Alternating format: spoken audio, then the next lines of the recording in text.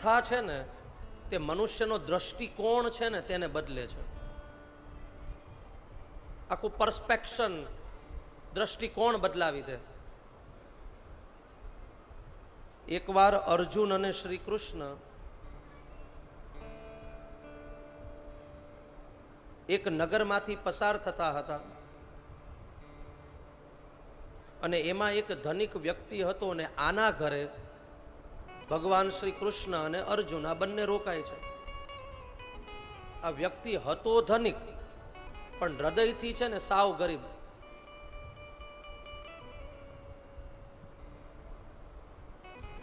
એના ઘરની બાજુમાં ગૌશાળા હતી ને ત્યાં ભગવાન કૃષ્ણ અને અર્જુનને સુવડાવે છે.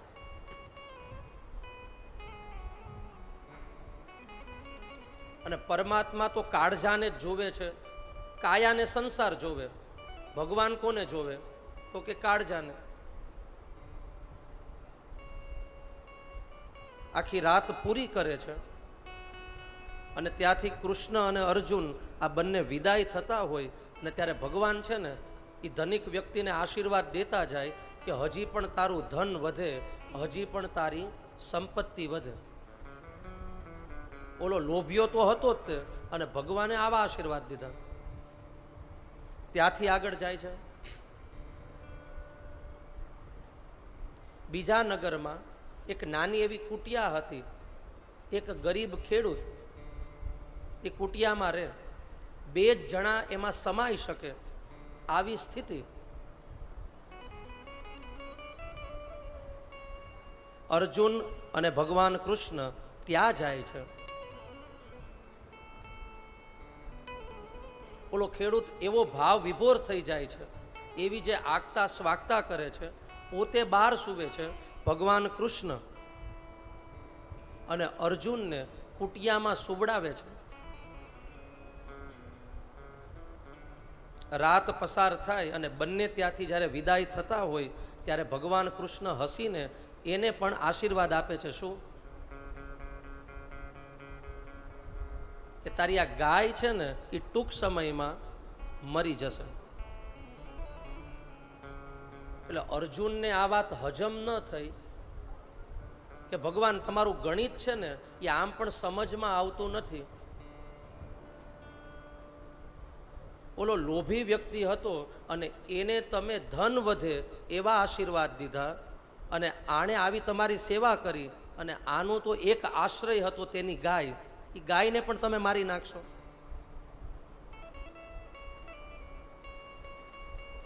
એટલે ભગવાન હસીને કહે છે કે ઓલો વ્યક્તિ લોભી હતો અને લોભી હતો એટલે આખું જીવન એનું ધનમાં જ રહેશે, એના કેન્દ્રમાં રૂપિયો જ રહેશે. ભગવાન તો આવશે જ નહીં. હજી ભગવાન મેળવવા માટે તો હજી 2-3 જન્મ એને લેવા પડશે. પણ આ જે ગરીબ ખેડૂત હતો, ઈશ્વરમાં પૂર્ણ શ્રદ્ધા હતી, ઈશ્વરમાં પૂર્ણ પ્રેમ હતો, પણ આડું શું આવતું હતું? આ ગાયની આસક્તિ. એની પાસે ગાય હતી ને, આ ગાયમાં થોડીક આસક્તિ હતી. એટલે આ ગાય પણ જશે ને એટલે ડાયરેક્ટ ઈશ્વરમાં સહજ એનો પ્રેમ થઈ જશે. અને અર્જુન, જેના ઉપર હું કૃપા કરું ને તેનું પહેલા બધું હું લઈ લઉં છું અને મારું પોતાનું બધું તેને આપી દઉં છું. मेरे माशूक की अदा है निराली, गिराता बहुत है उठाने से पहले. પહેલા બધું લઈ લે અને પોતાનું જે છે ને એ બધું આપી દે.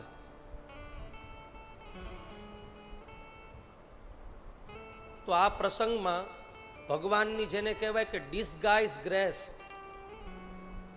આમાં આપણને દુઃખ લાગે પણ એ ખરેખર દુઃખ ન હોય, એ ભગવાનનું અનુગ્રહ હોય, ભગવાનની કૃપા હોય.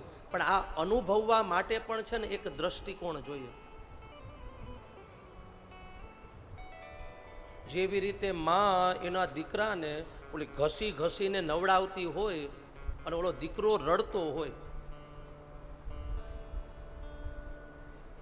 પણ એ માને ખબર છે કે આને હું ઘસી ઘસીને સાફ કરીશ, શરીરમાંથી મેલ જશે ને તો રોગ નહીં આવે. અને એવી રીતે જ દુઃખ છે ને, એ દુઃખ પણ ભગવાનનું અનુગ્રહ છે. અને આ અનુગ્રહ આપણા ઉપર સતત વરસે જ છે. ભગવાનની કૃપા એવી નથી કે સારા દિવસો હોય ત્યારે વરસે અને પછી બંધ થઈ જાય. આ કૃપા ઓલરેડી વરસે જ છે. પણ શાસ્ત્ર કહે છે કે આ કૃપા અનુભવાય ક્યારે? જ્યારે એવી દ્રષ્ટિ મળે, જ્યારે એવા દર્શન થાય. આંખથી આપણે જોઈએ તો છે, પણ દર્શન કરીએ છીએ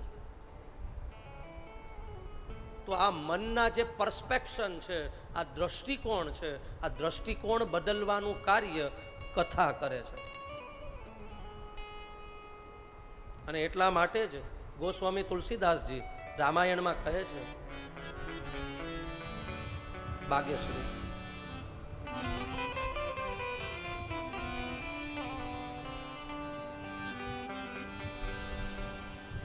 बिनु सतसंग विवेकन होई, बिनु सतसंग विवेकन होई, बिनु सतसंग विवेकन होई, बिनु सतसंग विवेकन होई, राम कृपा बिनु सुलभ न सोई, राम कृपा बिनु सुलभ न सोई, राम कृपा बिनु सुलभ न सोई, राम कृपा बिनु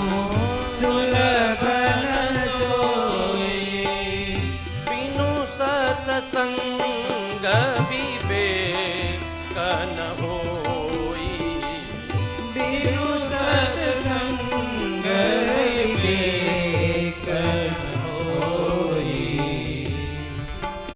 अगर सनसेट से